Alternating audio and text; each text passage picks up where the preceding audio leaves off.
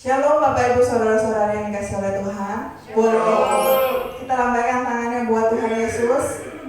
Bersyukur kalau pagi hari ini kita masih diberikan nafas hidup, kita boleh dikasih kesehatan oleh Tuhan untuk kita boleh datang kembali beribadah di dalam rumahnya yang kudus. Mari kita siapkan hati kita untuk kita boleh memuji dan meninggikan namanya. Kita masuk di dalam ruang yang kudusnya Tuhan. Dia ada di tengah-tengah kita pada pagi hari ini.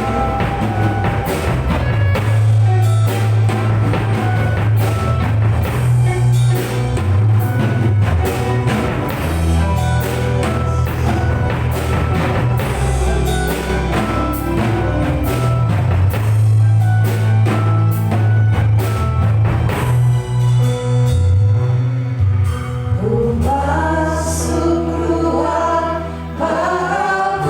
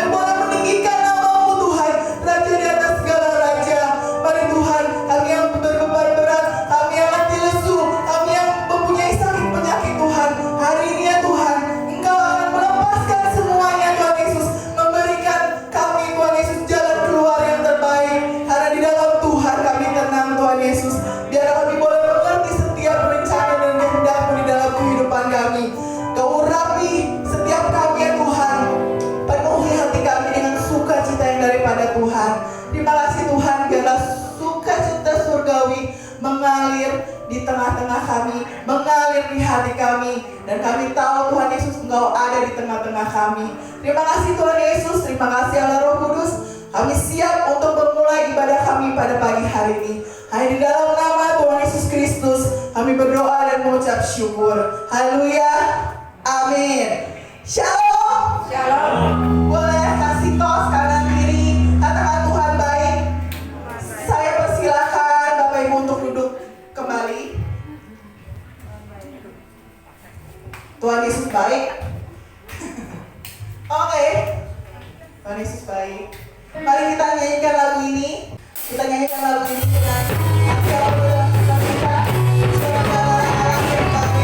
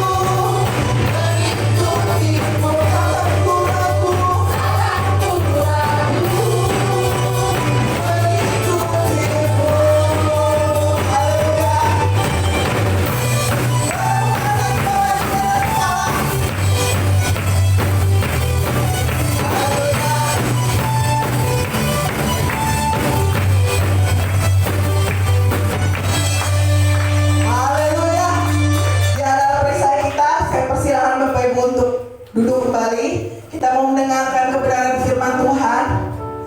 Biarlah kita boleh datang, kita boleh mengerti setiap rencana Tuhan, kehendak Tuhan di dalam hidup kita. Mari kita siapkan hati kita, Bapak Ibu Saudara-saudari.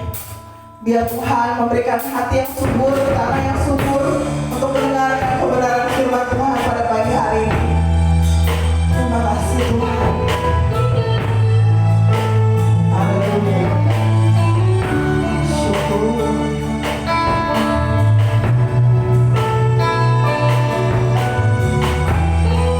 Terima kasih.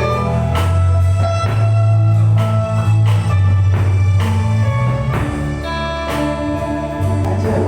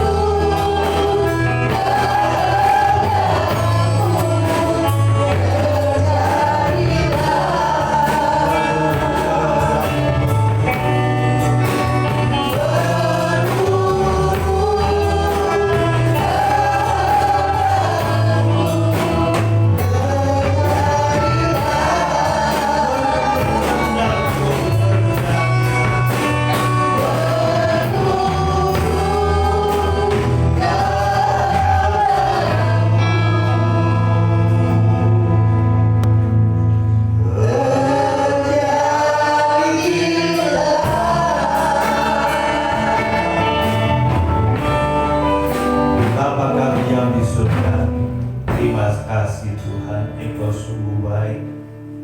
Kami sudah memuji dan memuliakan nama-Mu melalui pujian. Tiba saatnya kami akan duduk diam di bawah kaki Tuhan untuk mendengarkan suara-Mu Tuhan. Urapi hamba-Mu, mulut dan lidah hamba-Mu ini Tuhan, supaya hamba boleh menyampaikan pesan-Mu untuk memberitakan kebenaran, supaya kami yang hidup di dunia ini boleh melakukan kehendak Tuhan. Terima kasih Tuhan, pimpinlah kami semuanya. Biarlah pemberitaan firman ini berjalan dengan baik, dan roh jahat yang akan mengganggu jalannya pemberitaan firman Tuhan pada saat ini kami ikat dan kami patahkan hanya di dalam nama Tuhan kami Yesus Kristus. Terima kasih Tuhan. Biar Roh Kudus membukakan rahasia buat kami semuanya, supaya kami boleh mengerti akan kehendak-Mu. Segala puji dan hormat kami naikkan hanya bagi-Mu.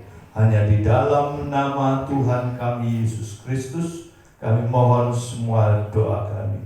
Kepada semua yang siap untuk menerima firman Tuhan, kita katakan amin. Silakan duduk. Shalom saudara. Shalom semuanya.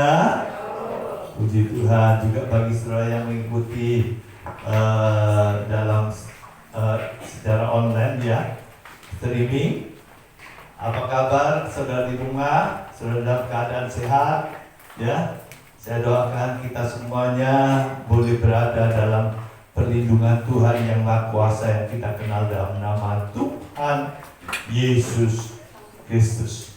Puji Tuhan, oleh kemurahan Tuhan saya boleh kembali untuk saya boleh berdiri di hadapan saudara untuk membagikan firman Tuhan yang akan sampaikan buat saudara semuanya. Amin. Sudah siap untuk menerima firman Tuhan? Amin. Haleluya. Puji Tuhan. Nah, saudara yang dikasihi Tuhan, sebagai orang tua pastinya punya suatu keinginan atau punya suatu kemauan, ada kehendak ya daripada orang tua ini kepada anak-anaknya. Betul nggak? Ingin jadi apa? Mau jadi dokter, nanti bisa menjadi insinyur dan sebagainya. Ada kehendak dalam hati orang tua untuk anak-anaknya. Nah, begitu juga Allah kita, Tuhan kita, ya. Tuhan kita mempunyai kehendak, ya, untuk anak-anaknya, untuk umatnya. Nah, saudara yang dikasihi Tuhan, berarti setiap orang Kristen atau setiap orang yang percaya kepada Tuhan harusnya mengetahui, ya, seperti layaknya tentunya anak harus tahu apa maunya orang tuanya. Bukan hanya sekedar mengetahui, masuk lebih dalam lagi, mengenal, ya. Nah, sampai mengenal, kau terus bersama-sama akhirnya bisa mengerti, bisa memahami kehendak daripada Tuhan, kehendak daripada Allah kepada kita sebagai anak-anaknya. Nah, saudara, ini merupakan suatu kebutuhan dasar dari anak-anak Tuhan. Kebutuhan dasar dari orang yang percaya kepadanya. Nah, coba kita akan sama-sama melihat di dalam Efesus pasal yang ke-5 ayat yang ke-17. Apa kata Rasul Paulus, ya? Kita baca bersama-sama, ya. Efesus pasal 5 ayat yang ke-17.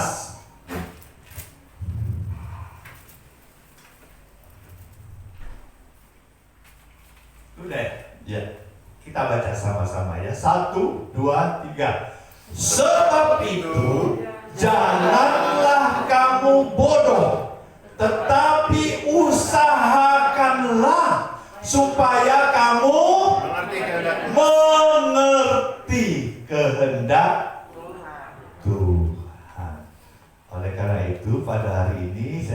judul atau tema firman Tuhan pada hari ini, yaitu mengerti kehendak Tuhan.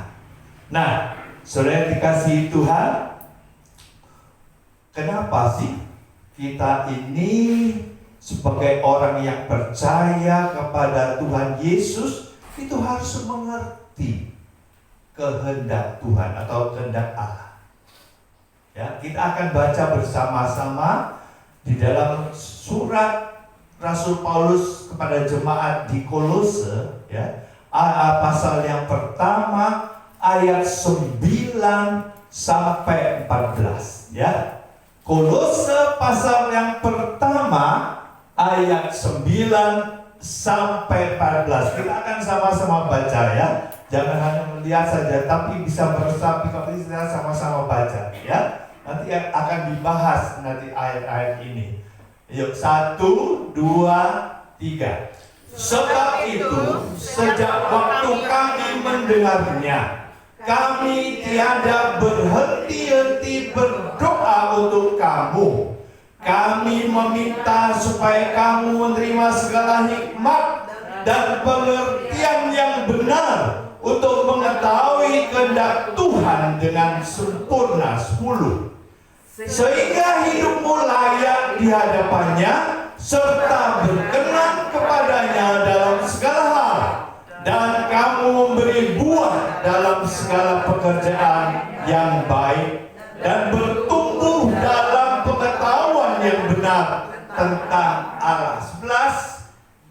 Dan dikuatkan dengan segala kekuatan oleh kuasa kemuliaannya, untuk menanggung segala sesuatu dengan tekun dan sabar. 12. Dan mengucap syukur dengan sukacita kepada Bapa yang melayakkan kamu untuk mendapat bagian dalam apa yang ditentukan untuk orang-orang kudus di dalam kerajaan terang. 13.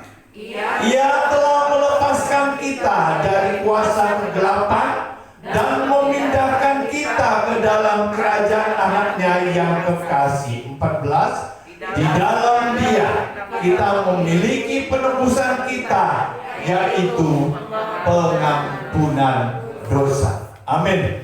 Nah, saudara yang dikasihi Tuhan, kenapa sih kita itu harus mengerti? Tadi disinggung juga pengertian yang benar, ya. Pengertian benar bisa mengerti, ya, untuk mengetahui kehendak Allah, ya, itu sangat penting. Kenapa kita harus mengerti kehendak Allah? Atau tujuannya itu apa sih? Itu mengerti kehendak Allah itu bagi kita orang yang percaya, ya. Nah, namun saudara, supaya saudara mengerti apa itu yang dimaksud dengan kehendak Allah, saya akan jelaskan lebih dahulu, ya. Apa sih yang dimaksud dengan kehendak Allah itu? Apa definisinya dari kehendak Allah itu? Nah, saudara dikasih, pada umumnya Alkitab itu mengacu kepada kehendak Allah itu di dalam 3 pengertian. Ya, ada 3 pengertian di dalam Alkitab. 1, dalam beberapa nas dalam Alkitab, kehendak Allah itu adalah Taurat Tuhan, Taurat Allah, atau firman Tuhan atau firman Allah. Ya, Raja Daud, penulis Mazmur, menyejajarkan Taurat Allah ini dengan kehendak Allah. Ya, coba dibuka di dalam Mazmur pasal 40 ayat yang ke-9, ya. Mazmur pasal yang 40 ayat yang ke-9 yang berbunyi demikian. Aku suka melakukan kehendak-Mu, ya Allahku. Taurat-Mu ada dalam dada. Jadi Daud menyejajarkan, ya, antara kehendak Allah itu atau kehendak Tuhan ini dengan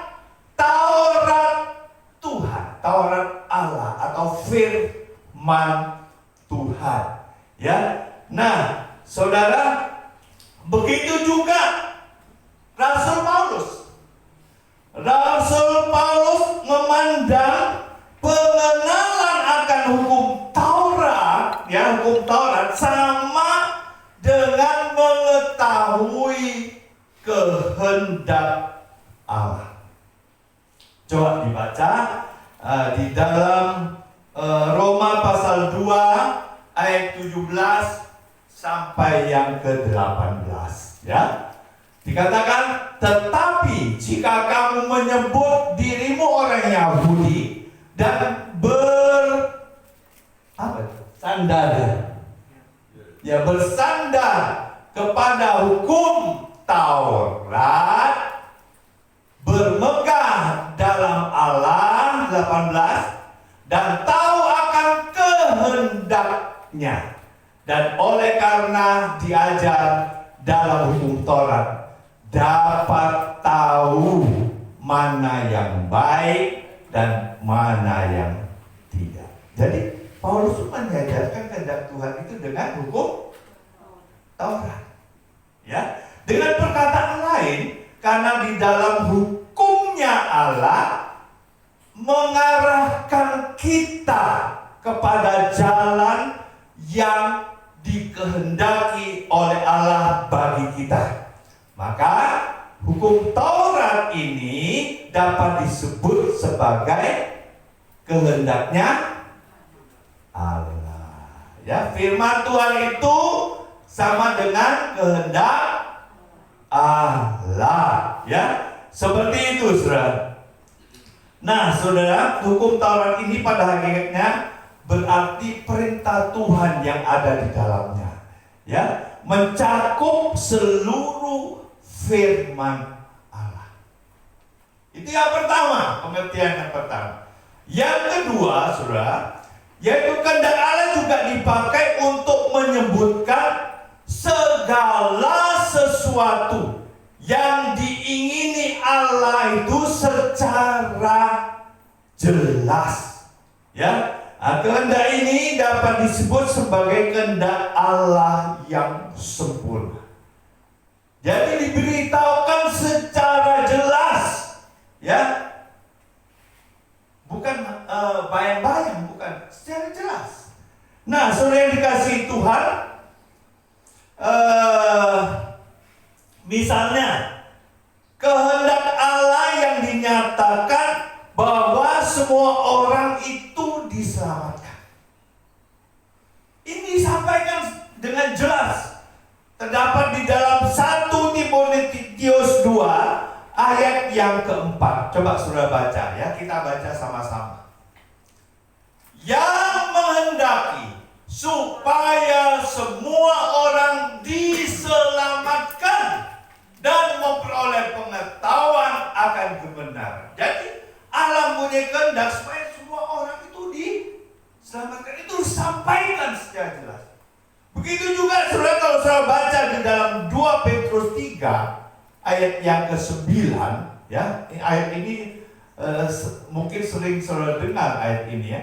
Dikatakan Tuhan tidak lalai menepati janjinya, sekalipun ada orang yang menganggapnya sebagai kelalaian, tetapi ia sabar terhadap kamu, karena ia menghendaki supaya jangan ada yang binasa. Ya, supaya semua anak Tuhan itu supaya diselamatkan, ya, melainkan supaya semua orang berbalik dan bertobat. Itulah kehendak Allah, supaya diselamatkan semua orang itu, ya. Nah, saudara, tapi kehendak Allah yang seperti ini tidak berarti bahwa semua orang akan selamat. Bukan berarti begitu, ya. Tetapi Allah itu menghendaki, itu yang diinginkan dalam hatinya Allah agar semua orang selamat. Tapi kalau orang itu menolak tawaran atau keinginan Allah ini, kehendak Allah, Karena manusia kan diciptakan bukan seperti robot. Ya, dikasih kehendak bebas namanya. Ya, dia bisa menolak loh tawaran Allah untuk keselamatan. Dan orang yang seperti ini tidak mungkin selamat karena menolak Tuhan. Mengerti ya?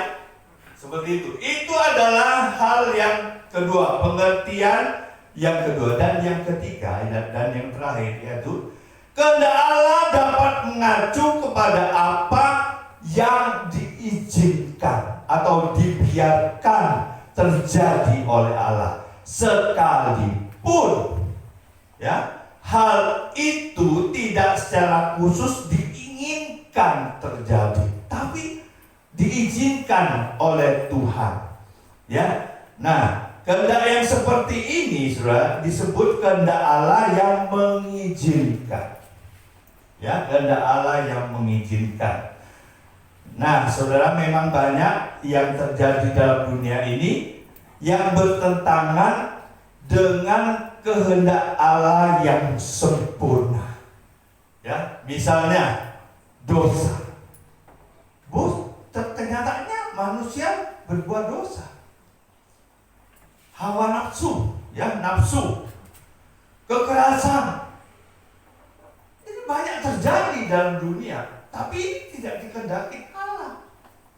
Kemudian lagi kebencian, kekerasan hati dan lain sebagainya.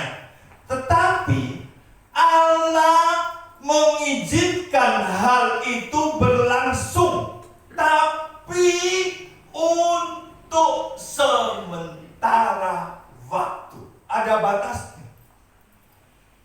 Ya, untuk sementara waktu. Misalnya, saudara, saya berikan contoh, ya, banyak kesulitan dan kejahatan yang menimpa kehidupan seseorang. Itu diizinkan oleh Allah. Contohnya apa? Coba saudara baca di dalam 1 Petrus pasal 3 ayat yang ke-17. Ya, 1 Petrus pasal 3 ayat 17. Sebab lebih baik menderita karena berbuat baik, jika hal itu dikehendaki Allah, daripada menderita karena berbuat jahat. Jadi sebagai contohnya kita lah, sebagai orang percaya, tidak enak-enak saja sebagai pengikut Kristus.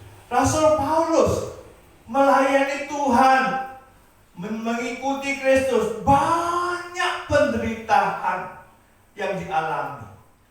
Betul nggak? Ya, dia berbuat baik supaya banyak orang bisa selamat, tapi orang lain malah menganiaya Rasul Paulus. Ikut menderita seperti Kristus juga menderita dalam dunia ini, ya. Tapi itu dikehendaki Allah. Makanya Rasul Paulus tetap melayani Tuhan. Saudara juga sebagai orang percaya mungkin bisa menghadapi hal-hal seperti itu. Banyak sih orang-orang yang melayani Tuhan tapi menderita, ya, bukan enak-enak saja, tidak. Ya. Nah, seperti itu ada 3 pengertian, ya, supaya saudara bisa mengerti apa sih yang dimaksud kehendak Allah itu. Nah, sekarang mengapa sih kita ini harus mengerti kehendak Allah atau kehendak Tuhan? Apa tujuannya? Ya, kita ini mengerti kehendak Allah. Kalau kita baca tadi, ya, di dalam Kolose 1 ayat 9 sampai yang ke-14, di situ terlihat. Ya. Nah, saudara, dikatakan di situ ayat 9, Paulus itu mendoakan jemaat umat Allah yang ada di Kolose. Ya. Supaya umat di Kolose itu diberikan hikmat. Ya. dan juga pengertian yang benar untuk mengetahui kehendak Allah yang sempurna itu, supaya bisa mengerti pengertian yang benar.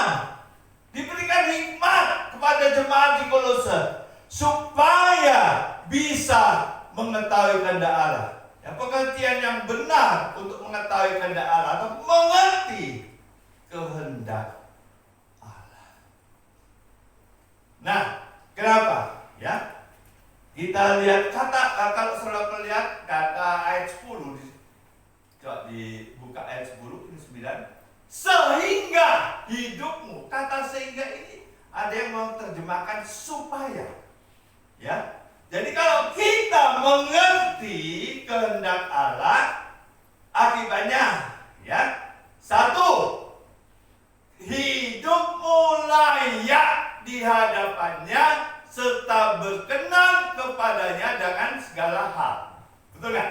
Itu yang pertama, ayat yang ke-10a, yaitu kehidupan yang layak dan yang berkenan di hadapan Tuhan.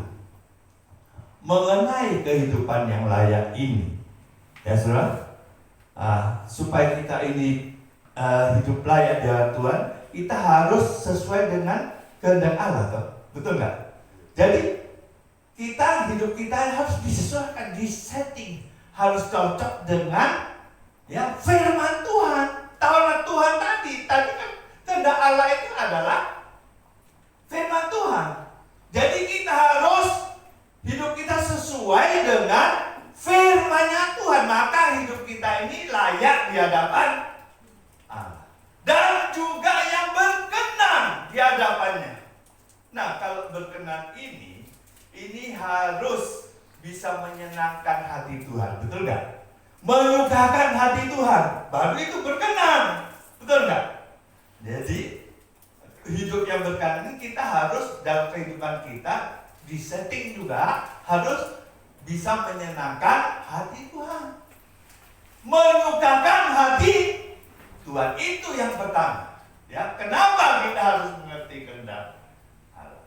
Yang kedua, yaitu ayat yang ke-10b. 10b yaitu kehidupan yang bertumbuh dan berbuah. Supaya kehidupan kita ini bertumbuh dan berbuah.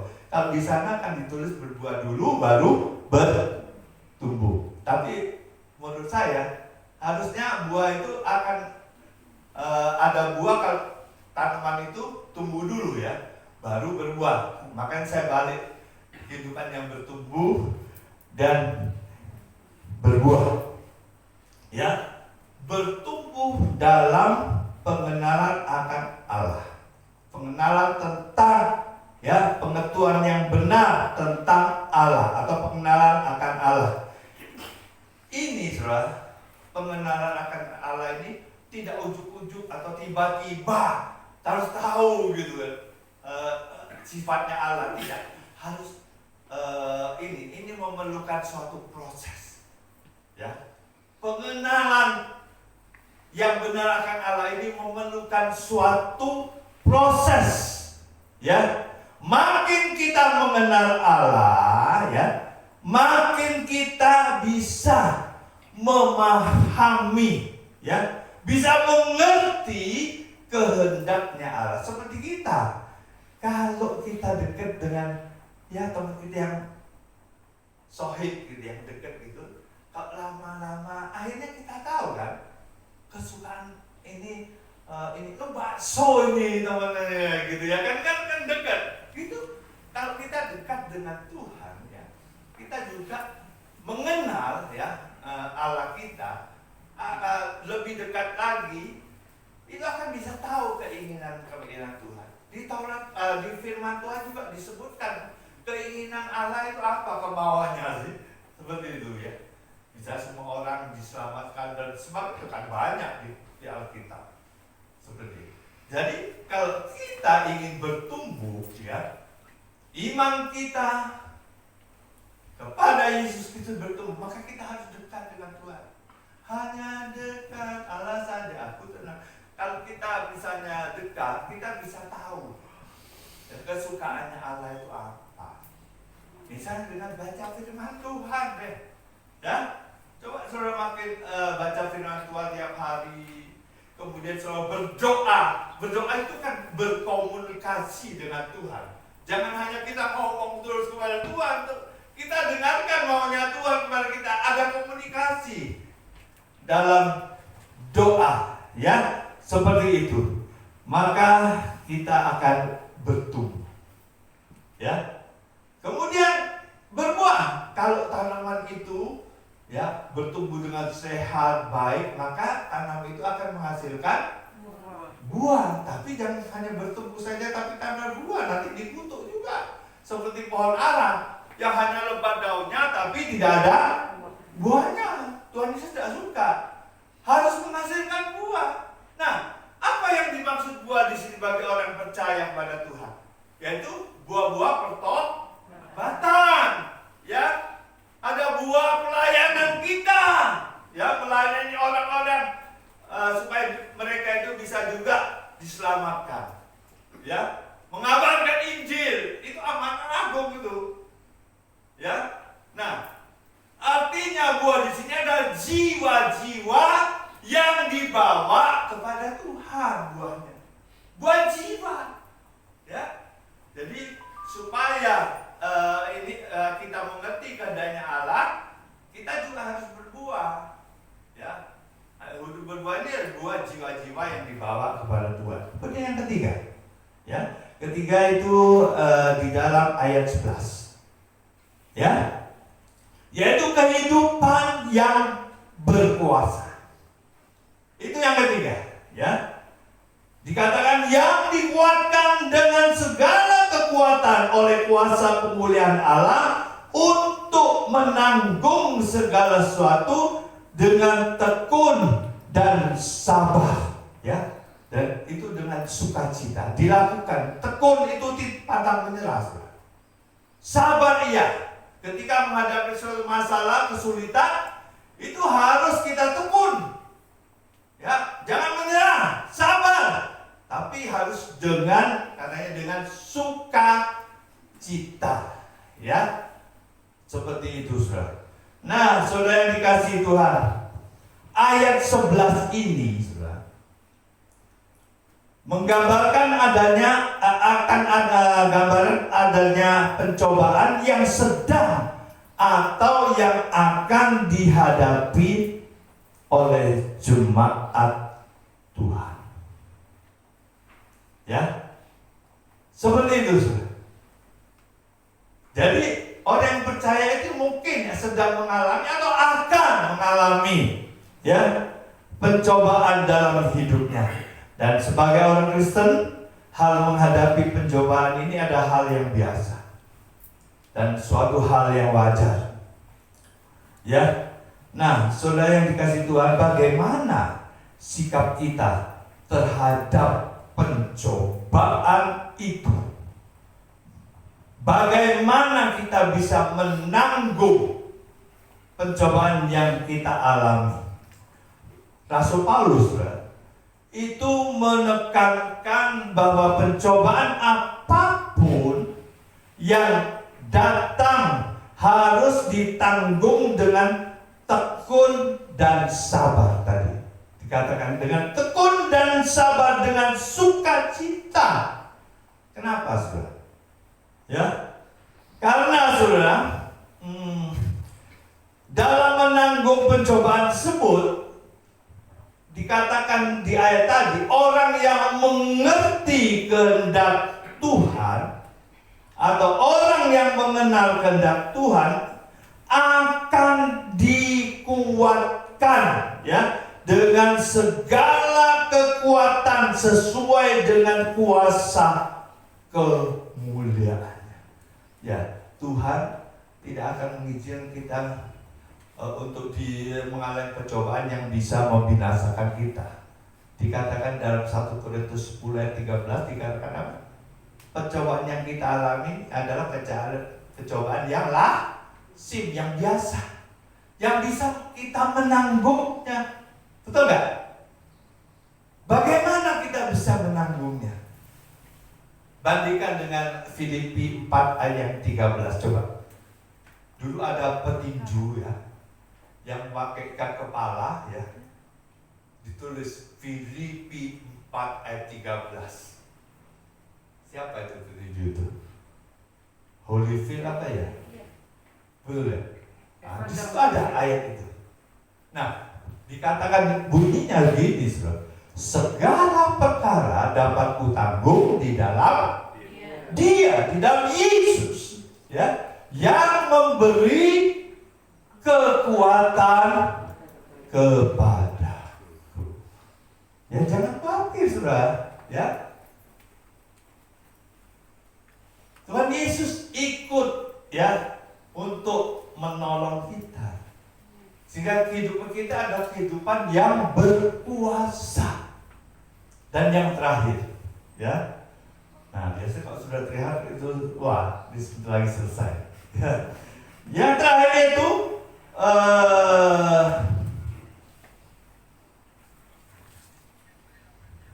ayat 12 sampai 14, yaitu kehidupan, supaya kehidupan kita ini bersyukur, kehidupan yang bersyukur. Ya. Nah, saudara dikasih Tuhan, seorang yang mengenal atau mengerti kehendak Tuhan atau kehendak Allah akan menampakkan hidupnya penuh dengan pengucapan syukur. Ya. Jadi, kenapa kita harus mengerti kehendak Allah menurut Kolose 1 ayat 9 sampai 11 ini? Ini dikatakan yang keempat adalah supaya kehidupan kita ini dalam selalu mengucap syukur, ya. Kenapa kita harus mengucap syukur? Kalau kita lihat ayat 12 sampai 14 itu terdapat 4 alasan kenapa kita harus hidup dalam pengucapan syukur. Coba kita perhatikan lagi, ya. Di dalam ayat yang ke-12, alasan yang pertama yaitu Allah telah melayakkan kita untuk mendapat apa? Bagian. Mendapat bagian itu berarti warisan, ya, seperti itu, ya. Kalau di orang tua gitu, ya, supaya bapak berwarisan dalam kerajaan terang, ya. Ayat yang ke-12. Kemudian, saudara, yang kedua, alasan kedua, Allah telah melepaskan kita dari kuasa kegelapan. Ayat 13a. Ya. Alasan yang kedua, kenapa kita harus mengucap syukur dalam kehidupan kita. Yang ketiga, 13b. Ya. Dikatakan Allah telah memindahkan kita, karena Allah itu sudah memindahkan kita ke dalam kerajaan anaknya. Dan yang terakhir, yaitu ayat 14, ya, yaitu Allah telah menebus dan mengampuni dosa. Ya, kenapa kita harus selalu mengucap syukur dalam kehidupan kita? Ya, sudah jelas ditulis di sini. Ya, tadi dikatakan apa, saudara? Sekarang kita masuk ke dalam kesimpulan apa yang kenapa kita harus mengucap syukur? Apa sih tujuannya kita mengucap bukan mengucap syukur, harus mengerti kehendak Allah? Apa sih tujuannya? Supaya, nanti kan sehingga titik, ya. Yang pertama dikatakan supaya apa, saudara? Kehidupan kita, ya, kehidupan yang layak dan yang berkenan di hadapan Tuhan. Dua, yaitu kehidupan yang bertumbuh dan berbuah. Tiga, kehidupan yang berkuasa, ya, dikuatkan oleh Tuhan, ya. Kemudian yang keempat yaitu kehidupan yang bersyukur. Kenapa harus bersyukur? Tadi ada 4, ya, sudah disampaikan seperti itu. Nah, saudara, sebagai anak itu wajar dan wajib untuk mengenal kehendak Bapaknya. Dan setiap orang percaya itu adalah anak-anak Allah, betul nggak? Ya. Nah, dalam kedudukannya sebagai anak Allah, kita ini wajib untuk mengenal, bukan hanya sampai mengenal, tapi mengerti atau sampai memahami ya kehendak daripada Allah, ya seperti itu. Nah, artinya berarti mengenal kehendak Allah itu berarti mengenal Allah, betul nggak?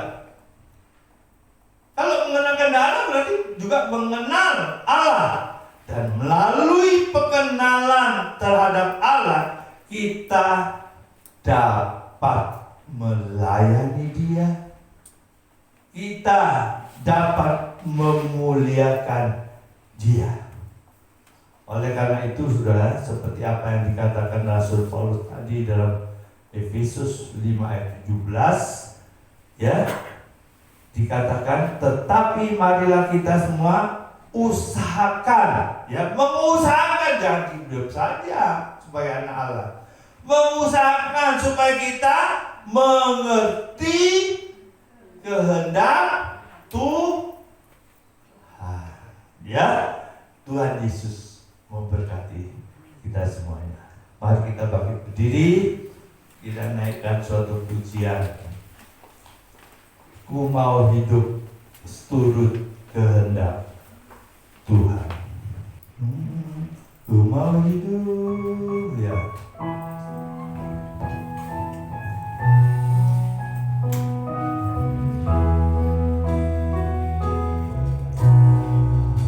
Ku mau hidup seturut kehendak Tuhan. Ku mau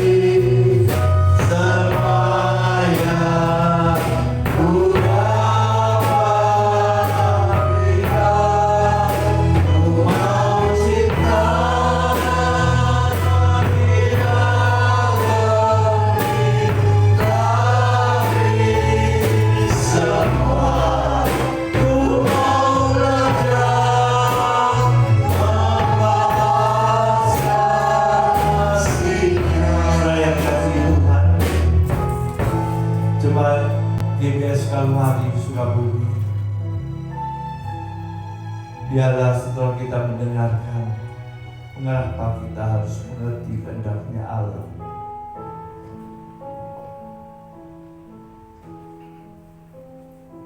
Kami sudah mendengar Tuhan, supaya kehidupan kami layak dan berkenan di hadapan-Mu,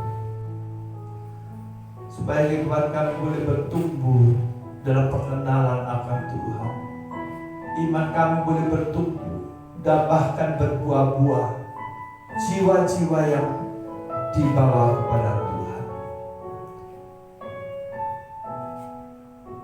Dan berikutnya, supaya kehidupan ini mempunyai kehidupan yang berkuasa, Tuhan, oleh kekuatan Allah.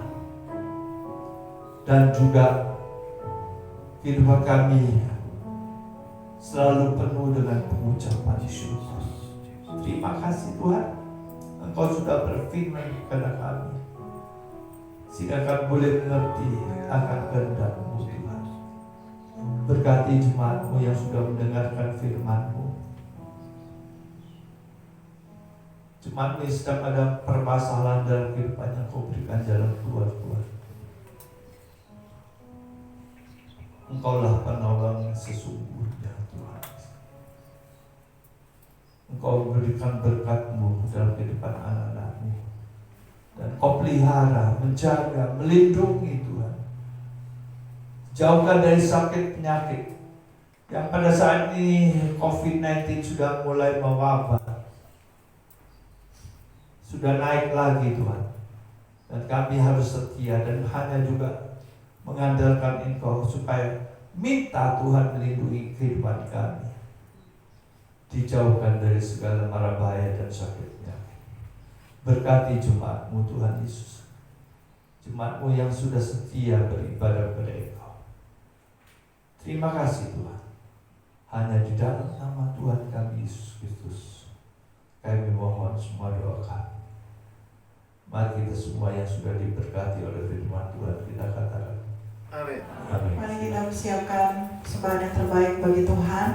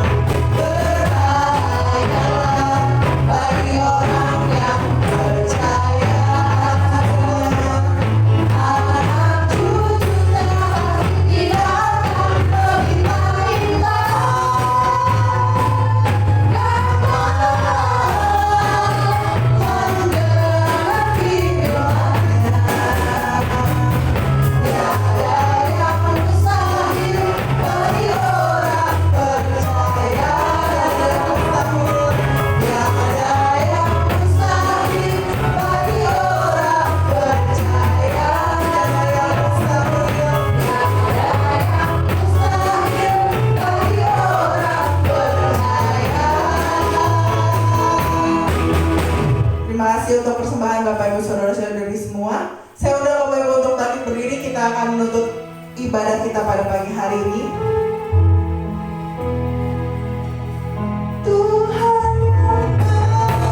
Bersama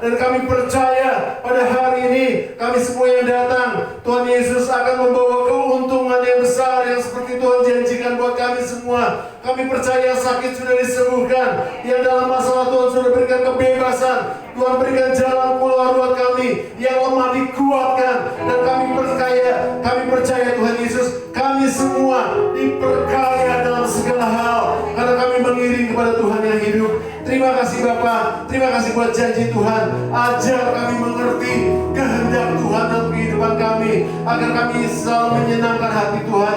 Dan setiap jalan kami Tuhan akan berkati. Bahkan banyak orang boleh percaya kepada Yesus melalui kami semua. Terima kasih Bapa, terpujian nama-Mu dari kekal sampai kekal. Saudaraku, mari kita angkat tangan kita siap untuk terima berkat Tuhan. Kesehatan-Mu diberkati oleh pekerjaan dan hasil kerja-Mu, dan diberkati oleh orang yang mengandalkan Tuhan, yang menaruh harapannya kepada Tuhan. Sekarang saudaraku, terimalah berkat yang besar dari Allah Bapa, cinta kasih yang sungguh luar biasa dari Tuhan kita Yesus Kristus, dan persekutuan dengan Roh Kudus menyertai hidup kita mulai pagi hari ini sampai Dia datang kali yang kedua. Tetap angkat tanganmu dan angkat pujian.